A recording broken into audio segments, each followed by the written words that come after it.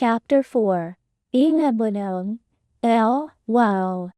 A new reality. Kirito groaned as he sat up in bed, the soft morning light spilling across his room in gentle streaks. The now familiar sensation of something being wrong hit him the moment he moved, like a weight he couldn't shake. Except this time, it felt heavier, more intrusive. He didn't need to look in the mirror to know that the changes had worsened overnight. The way his clothes fit, or didn't fit, told him everything. His pajama shirt hung loose around his torso, the neckline dipping far lower than it should have, exposing the delicate curve of his collarbones. The sleeves slipped down his arms, now too narrow to hold the fabric in place. Meanwhile, the waistband of his pants felt awkwardly snug against his hips, a tension that made his stomach churn. He swung his legs over the edge of the bed, his bare feet brushing against the cool floor. Even that simple movement startled him. There was a new fluidity to the way his body moved, a grace he wasn't accustomed to. It wasn't his usual confident stride, or the controlled precision he'd honed in countless battles. This felt delicate, almost hesitant. As if his body had learned a new language overnight, and he wasn't fluent in it. The sensation unnerved him, but he forced himself to stand. His legs felt leaner, almost impossibly light, as though his center of gravity had shifted. He shuffled toward the mirror on the wall, his steps small and cautious, each movement a reminder that something fundamental had changed. When he reached the mirror, he hesitated, his hand hovering just above the glass. He didn't want to look. He didn't want to face what he already knew. But he couldn't avoid it forever. Slowly, his fingers dropped to the edge of the frame, gripping it tightly, as if bracing himself for impact. Taking a shaky breath, he raised his gaze to his reflection. What stared back at him made his stomach drop. His hair, once the messy black mop he barely paid attention to, now cascaded past his shoulders in thick, silky strands. It shimmered faintly in the morning light, unnaturally smooth and perfect, like it had been pulled straight from Asuna's avatar. He reached up with trembling fingers to touch it, the sensation of the soft hair against his skin only amplifying his discomfort. "No," he whispered, his voice catching in his throat. His eyes trailed downward, taking in the face staring back at him. It was a face he barely recognized anymore. His jawline, once sharp and masculine, was completely gone, replaced by a gentle curve that softened his entire appearance. His cheekbones were more prominent now, giving him an elegant, almost ethereal look. His almond-shaped eyes seemed larger, framed by naturally long lashes that he definitely hadn't had before. And then there were his lips, fuller, softer, undeniably feminine. The worst part was his voice. When he spoke again, it came out high-pitched, soft, and entirely foreign. No, he muttered, the sound sending a shiver down his spine. It didn't even feel like his voice anymore. It wasn't just slightly higher, it was entirely different. He stumbled back from the mirror, unable to tear his gaze away from his reflection. His chest heaved as panic began to set in, his mind racing with questions he couldn't answer. This isn't real. This can't be real.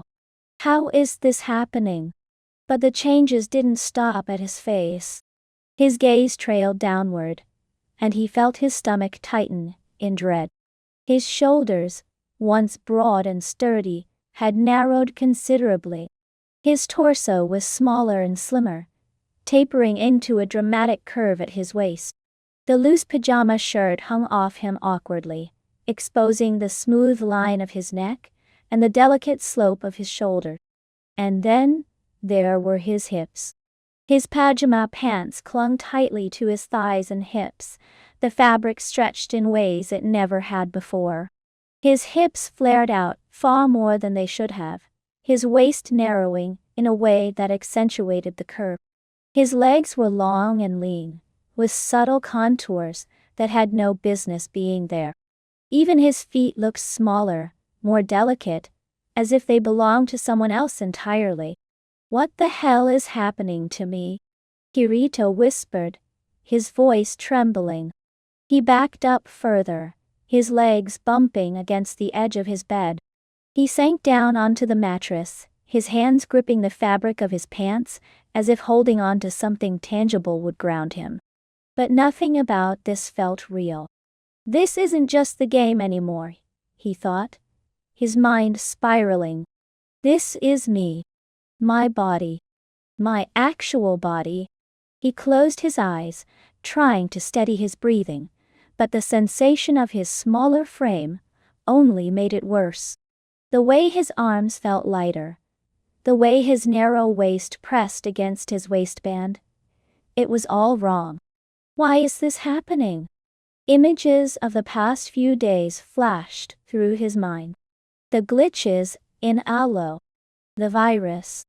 The way his avatar had been overwritten with Asuna's.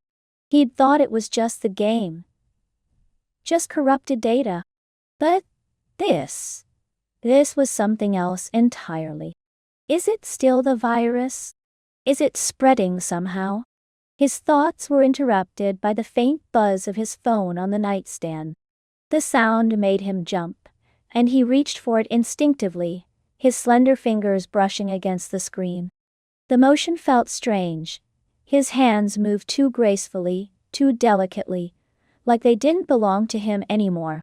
The screen lit up, displaying a message from Asuna. "Asuna, morning. Just checking in. Did you sleep okay?" Kirito stared at the message, his chest tightening. He wanted to respond, to tell her everything, to explain that the changes weren't stopping, that they were getting worse. But how could he? How could he put this into words, when he didn't even understand it himself? Instead, he typed back a short reply with trembling fingers. "Kirito, yao, wow. Just feeling a little off. I'll be fine." The lie felt heavy, but he didn't know what else to say. He couldn't tell her the truth. Not yet. Not until he figured out what was happening. Setting the phone back on the nightstand, Kirito looked down at his hands again. They rested lightly on his knees, the image of elegance and grace. He clenched them into fists, trying to summon the strength he'd always relied on. But even that felt unnatural. "I'm losing myself," he thought, the realization hitting him like a punch to the gut. Piece by piece, I'm losing who I am. He glanced back at the mirror, his reflection waiting for him. For a moment, he considered smashing it, shattering the image staring back at him. But deep down, he knew it wouldn't change anything. "This has to stop," he whispered, his voice trembling. "It has to." But as he sat there, staring at the stranger in the mirror, he couldn't help but wonder. What if it doesn't? Kirito didn't even bother changing out of his pajamas before calling Asuna over. He couldn't bring himself to care about appearances anymore, not when his body hardly felt like his own. His nerves were shot, his hands trembling as he paced back and forth in his room, the soft swish of his longer hair brushing against his neck with each step. Every little sensation was a reminder of just how much he'd changed, and it was driving him insane. It wasn't long before the doorbell rang. The sharp sound made him jump, and without thinking, he practically sprinted to answer it. His smaller, lighter frame moved faster than he expected, and he had to catch himself before he collided with the door. When he yanked it open, Asuna stood there, her expression brightening for a brief moment before it shifted into shock. "Kirito," she started, but the words died on her lip. Her eyes widened as they scanned him, taking in every detail of his appearance. For a moment, she stood frozen, her mouth slightly agape. Oh my gosh! Kirito's cheeks flushed as he rubbed the back of his neck, a nervous habit that now felt unfamiliar with his slimmer, more delicate hand. Yeah, I know, he said, unable to meet her gaze. It's gotten worse. Asuna stepped closer, her movements slow and deliberate, as if she were afraid he might disappear if she moved too quickly. Her amber eyes flicked over him, studying every inch of his altered form. You look like me, she said, her voice barely above a whisper. I mean, not just similar. You're almost an exact copy? Don't remind me, Kirito muttered, crossing his arms over his chest. The gesture felt strange and awkward, his narrowed shoulders making it less natural than it once was. Even the way his arms pressed against his sides felt off, the faint curve of his waist and hips impossible to ignore. This isn't funny, Asuna. I'm not laughing, she said quickly, though her lips twitched, and Kirito could see the faintest hint of amusement in her eyes. But, okay, it's a little funny. Kirito groaned, dragging a hand down his face. Great. Glad one of us is enjoying this. Sorry, Asuna said, though the corners of her mouth were still fighting to stay neutral.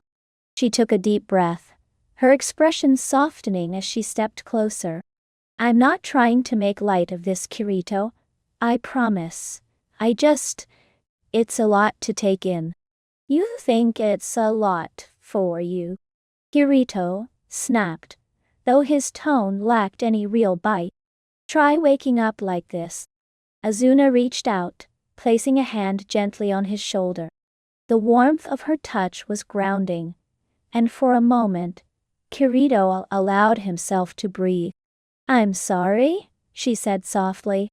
I know this is serious, and I know how much this must be freaking you out. But we're going to figure it out, okay? You're not alone in this. Kirito glanced at her, the sincerity in her voice calming him slightly. I know, he admitted, his voice low. But it's hard. Every time I think it can't get worse, I wake up and it's like another piece of me is gone. I don't even feel like myself anymore. Azuna's gaze softened further, and she squeezed his shoulder gently. You're still you, she said firmly. I don't care what you look like or how much this virus changes your body. You're still Kirito, and we're going to fix this before it goes any further. Kirito wanted to believe her, needed to believe her. But the reflection in his mirror earlier that morning was still burned into his mind. How much further could these changes go? And what if they couldn't fix it? Asuna seemed to sense his hesitation, her hand slipping from his shoulder to rest on his arm. Let's not overthink this yet, she said, her voice calm and reassuring. One step at a time. We need more information, and the others will want to see what's happening. Let's log into Elo and meet up with them. Maybe Yui can help us figure out what's going on. Kirito sighed, slumping onto the couch with a defeated groan. His smaller frame practically melted into the cushions, and he frowned at how different, even sitting, felt. Yeah, I'm sure Klein's going to have a field day, he muttered under his breath, already dreading the inevitable teasing. Asuna smiled softly, sitting down beside him. He might, she admitted. But you know he'll take this seriously too. We all will. You don't have to handle this alone, Kirito. Kirito tilted his head back, staring at the ceiling. I guess I don't have a choice, he said, his tone dry. It's not like I can hide this. No, Asuna said with a small laugh. You definitely can't.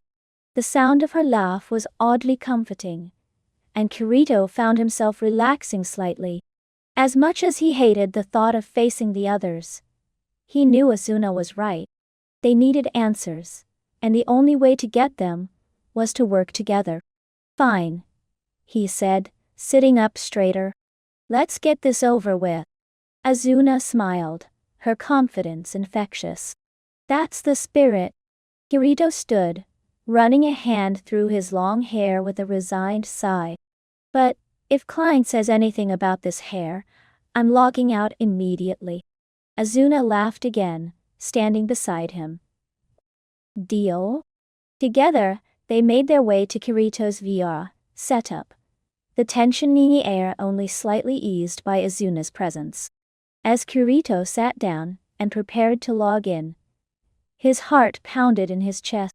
This is going to be humiliating, he thought grimly. But beneath the anxiety, a small spark of determination flickered. Whatever this virus was, whatever it was doing to him, he wasn't going to let it win. The moment Kirito materialized in Alfheim Online, he knew things weren't going to get any easier. He glanced down at himself and sighed.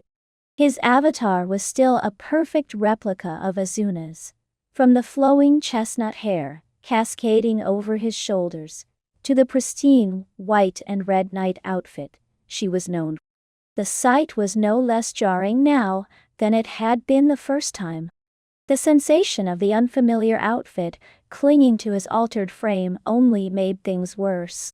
The skirt swayed lightly with his every movement, the fabric brushing against his legs in a way that felt foreign and wrong. He reached up to brush a strand of hair out of his face, the silky texture slipping between his fingers. Come on, Kirito, he muttered under his breath. You've fought bosses that could kill you in one hit? You can handle this, right? A flash of light beside him interrupted his thoughts, and Asuna materialized with her usual grace. She turned to him with a smile, but her expression faltered the moment her eyes landed on him. Her gaze swept over him, widening in disbelief. Wow, she said after a long pause. It really is like looking in a mirror. Kirito groaned, his hand instinctively going to his hip. Yeah, I get it. I look like you. Can we just move past that, please? Asuna tilted her head, a faint smile, tugging at the corners of her lip.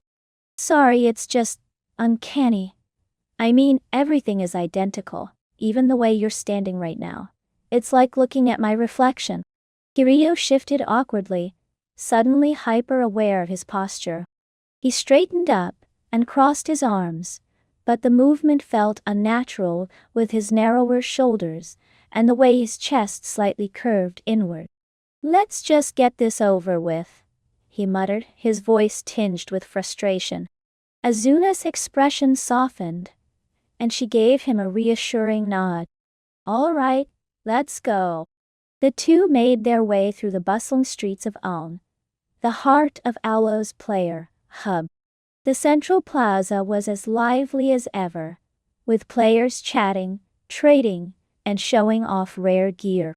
Kirito kept his head down, trying to avoid drawing attention, but it was impossible not to feel eyes on him. He caught snippets of whispers as they passed by. Wait, isn't that Asuna? Why are there two of her? Is that some kind of glitch? Or a cosplay thing? Pretty sure that's Kirito. Isn't he the black swordsman? What the heck happened to him? Kirito clenched his fists, his cheeks burning. This is humiliating. As they approached the fountain where their group usually met, Klein was the first to spot them. And he waved enthusiastically, a wide grin plastered across his face. Hey, Asuna, he called. Wait. Why are there two of you? Kirito raised a hand, in a half-hearted wave. It's me, Klein, he said flatly.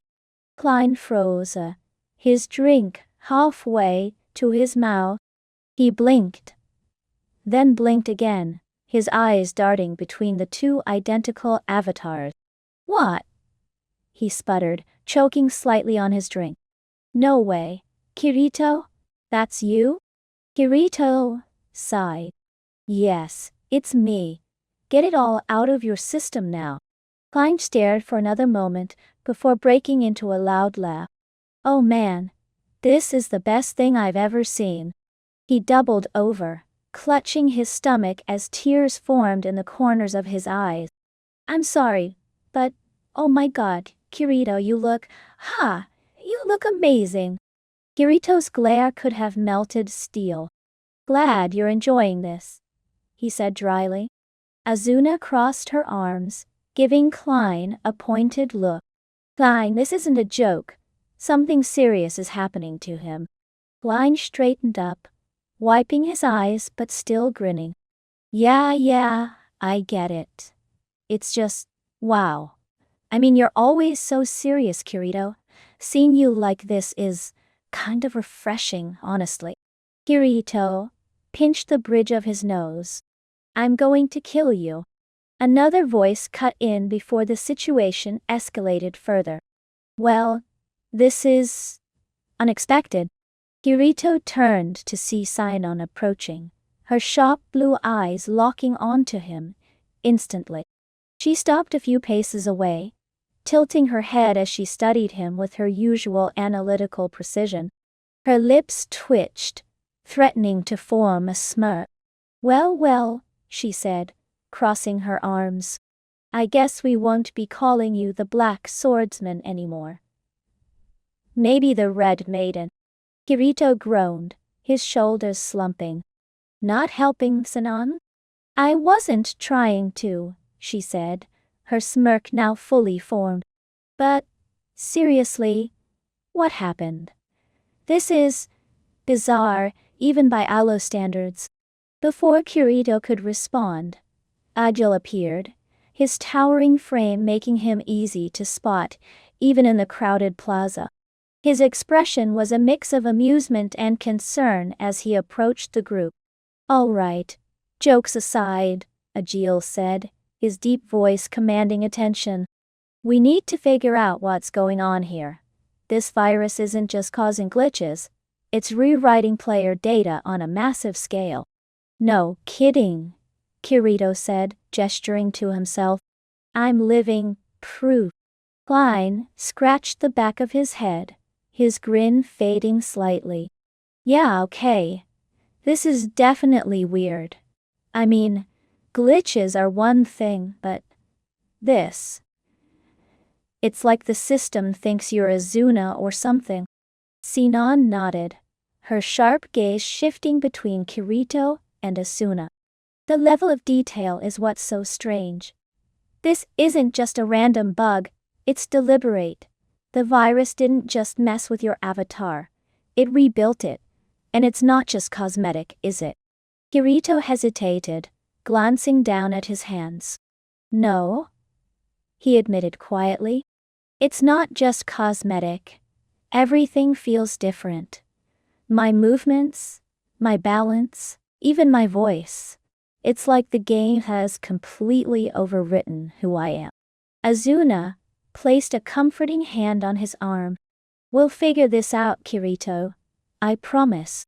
Agil stroked his chin thoughtfully. If the virus is capable of this, then it's more advanced than we realized. It's not just targeting the game, it's targeting the players. That's what worries me, Sinon said. If it can rewrite Kirito's data this completely, what's stopping it from doing the same to everyone else? The group fell silent, the weight of her words sinking in. Kirito took a deep breath, his hands clenching into fists. Then we need to find the source and stop it, before this happens to anyone else. Asuna nodded, her expression resolute. Agreed. Let's head to the Mirror Cavern. If that's where the virus started, it might hold the answers we need. Klein groaned, rubbing the back of his neck. Great. A glitched-out dungeon full of corrupted data. What could possibly go wrong? Kirito shot him a glare. If you make one more joke, I'm leaving you behind. Klein held his hands defensively. All right. I'm just saying, this is messed up. Asuna smiled softly, her hand still resting on Kirito's arm. We'll face it together. No matter what. Kirito nodded, a flicker of determination lighting in his chest. Whatever this virus was, whatever it was doing to him, he wasn't going to let it win. Determined to get answers, the group set off on their mission to track down the source of the virus. The rumors they'd heard painted an unsettling picture. An encrypted area buried deep in the game's code, an abandoned zone where strange activity had been reported by the few players, brave, or foolish, enough to venture there. Kirito, still stuck in his Asuna-like avatar, couldn't shake the feeling of unease as they traversed the game world. Every step felt surreal, his movements graceful and fluid in a way that wasn't his own. The swish of the white and red skirt around his legs was a constant reminder of how drastically his situation had spiraled out of control. Focus, Kirito, he told himself. This isn't about how you look. It's about stopping this virus before it does any more damage. The journey wasn't easy. The virus seemed to be spreading its tendrils throughout the game, twisting its very fabric. Glitches appeared at random. Trees flickered in and out of existence. The sky occasionally turned a sickly green, and some areas were riddled with corrupted data that warped the terrain. At one point, a massive swarm of mobs spawned out of nowhere, cutting off their path. Seriously? Klein shouted as he raised his sword, barely blocking an incoming strike from a corrupted goblin. The creature's form was distorted, its body flickering like a broken hologram. Does this virus have it out for us or something? Less complaining, more fighting. Sinon snapped, loosing a perfectly aimed arrow that pierced 3 goblins at once. Kirito swung his sword. Asuna's iconic rapier, lambent light, dispatching an enemy with surgical precision. Though the weapon felt light and swift in his hand, he couldn't shake the discomfort of using her gear. It felt wrong, like he was trespassing in someone else's role. Asuna darted forward, her movements a blur as she carved through the remaining mobs. Her expression was tense, her focus unwavering. But Kirito could see the worry in her eyes every time she glanced his way. "Everyone okay?" she asked as the last of the enemies dissolved into fragments of corrupted data. "Yeah. But I'm starting to feel like this virus is alive," Klein muttered, sheathing his sword. "It's like it knows we're coming." Agil, who had been guarding the rear, nodded grimly. "It's not just random glitches anymore. This feels deliberate." Kirito wiped his brow, even though he didn't need to. The game didn't simulate sweat, but the stress of the situation was getting to him. "Let's keep moving. If this thing is trying to stop us, that means we're heading in the right direction." The group pressed on, their path taking them deeper into a dark, desolate forest. Mist clung to the ground in thick tendrils, obscuring their vision and muffling their footsteps. The trees were gnarled and twisted, their branches reaching out like skeletal hands. The eerie silence was broken only by the occasional flicker of corrupted textures, the virus presence infecting even this remote zone. "This place gives me the creeps," Klein muttered, his voice low. "You're not alone," Sinon replied, her bow at the ready as she scanned the shadows. "Stay sharp. If the virus is active here, we're probably not alone." Kirito's grip tightened on his rapier, his heart pounding as they ventured further. Every step felt heavier, the oppressive atmosphere gnawing at his nerve. He couldn't shake the feeling that they were being watched.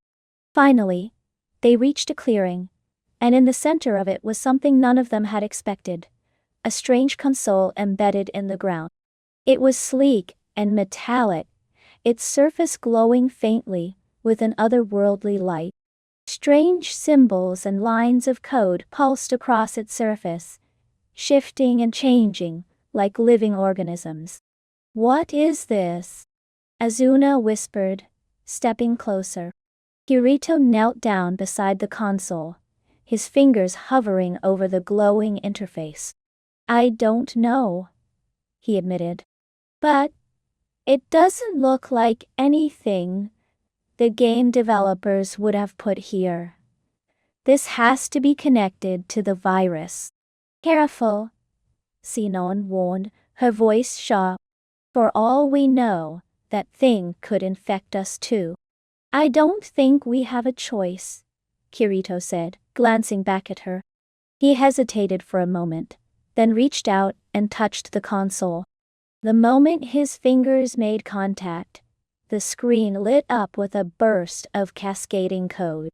Lines of text and symbols scrolled past too quickly to read, and then, suddenly, everything froze. A single chilling message appeared on the screen. "Replication. 72% complete." Kirito's breath caught in his throat. "Replication?" he repeated, his voice tinged with dread. "What does that mean?" Asuna asked, stepping closer. Her voice was tight with worry, her fists clenched at her sides. Agil frowned, his dark eyes scanning the message. "It looks like the virus is using your data, Asuna," he said slowly, his tone heavy with realization. "It's copying your avatar's template and overwriting Kirito's completely." Kirito felt his stomach drop. He stared at the message, his mind racing. "Wait, so you're saying this is intentional? It's meant to turn me into Asuna?" "That's what it looks like," Agil said grimly, crossing his arms. "This isn't a random glitch. The virus knows exactly what it's doing." "Great," Kirito muttered, running a hand through his hair, Azuna's hair. The silky strands slipped between his fingers, another maddening reminder of his situation. "So, I'm not just stuck like this, it's going to get worse." Asuna placed a hand on his shoulder, her touch gentle but firm. "We'll stop it before that happens," she said, her voice resolute. "This is just a clue, Kirito. It means we're getting closer to the source." Kirito turned to her, his expression conflicted. "But what if we're too late? What if?" He trailed off, unable to finish the thought. Asuna shook her head, her grip on his shoulder tightening. "We're not giving up. You've faced worse than this, Kirito. We all have. We'll figure it out together." Sinon stepped forward, her sharp gaze fixed on the console. "If the virus is this advanced, it's not working alone. Something, or someone, had to create it. And if we can figure out who or what is behind it, we can shut it down." "Agreed," Agil said, stroking his chin thoughtfully. "But we need more information. This console is just a piece of the puzzle." Klein, who had been uncharacteristically quiet, finally spoke up. Guys, not to ruin the moment, but I think we've got company." The group spun around, weapons at the ready. Emerging from the mist were more corrupted mobs, their forms twisted and broken. But this time, they weren't just random creatures.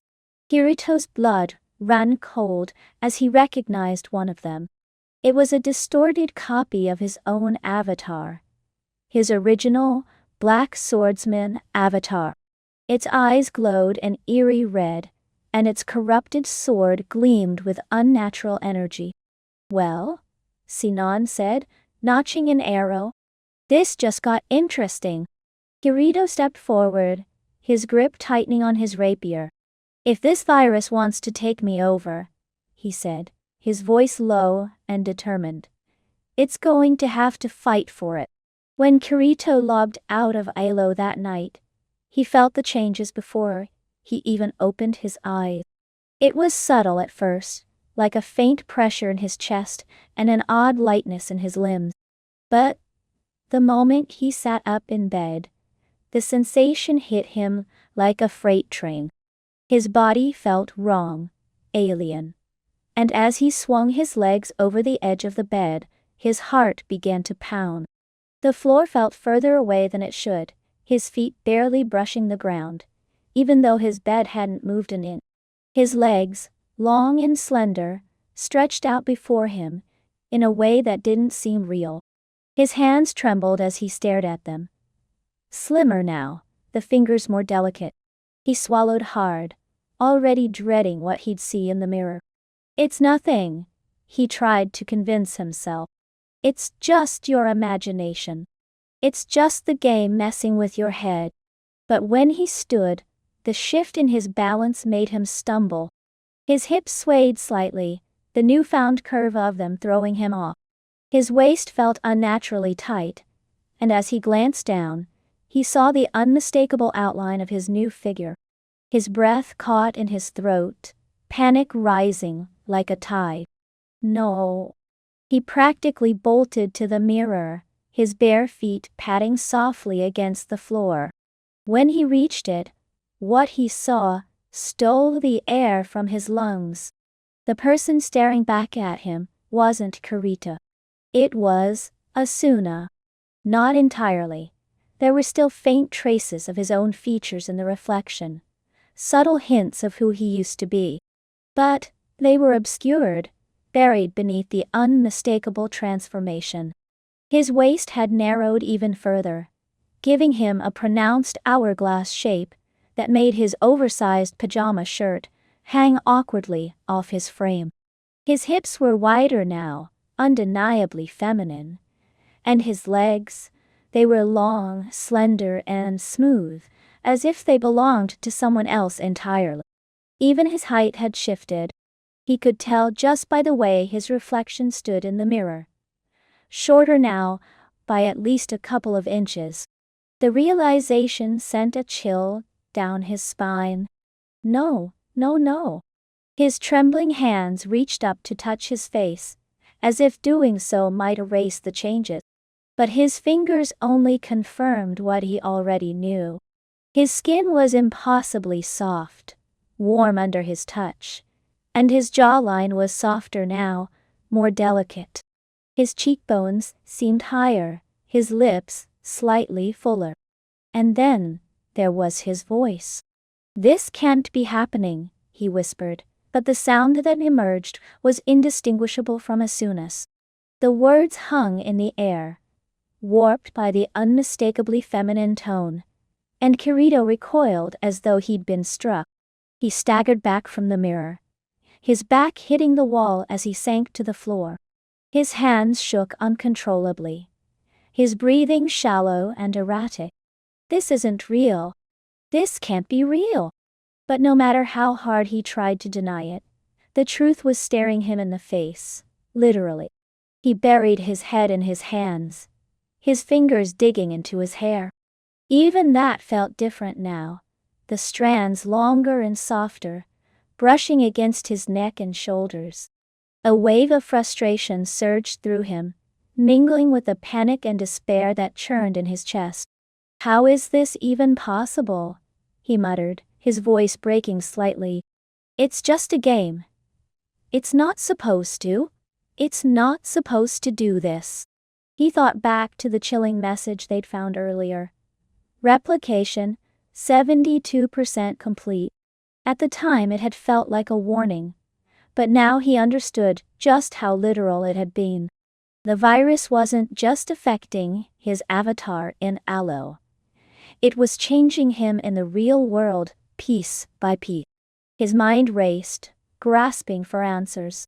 Was it some kind of advanced neural feedback from the nerve gear? But even that didn't make sense. The technology wasn't capable of physically altering someone's body. At least it wasn't supposed to be. "Why me?" he whispered, his voice trembling with a mix of anger and fear. "Why is this happening to me?" He thought of Asuna, her determined expression as she promised they'd figure this out together. Her confidence had been reassuring in the game. But now, in the silence of his room, it felt like a lifeline slipping through his fingers. What if they couldn't fix it? What if this was permanent? A part of him wanted to call her, wanted to hear her voice, and tell her what was happening. But another part held him back. What could she even do? What could anyone do? He wasn't even sure if he could bring himself to face her like this. The thought of Asuna seeing him like this, a distorted reflection of herself, made his chest tighten. He clenched his fists, his nails digging into his palms as he fought to keep the panic at bay. "You're stronger than this, Kirito. Get it together." He forced himself to stand, his legs shaky but steady enough to hold him. He turned back to the mirror, his reflection still waiting for him.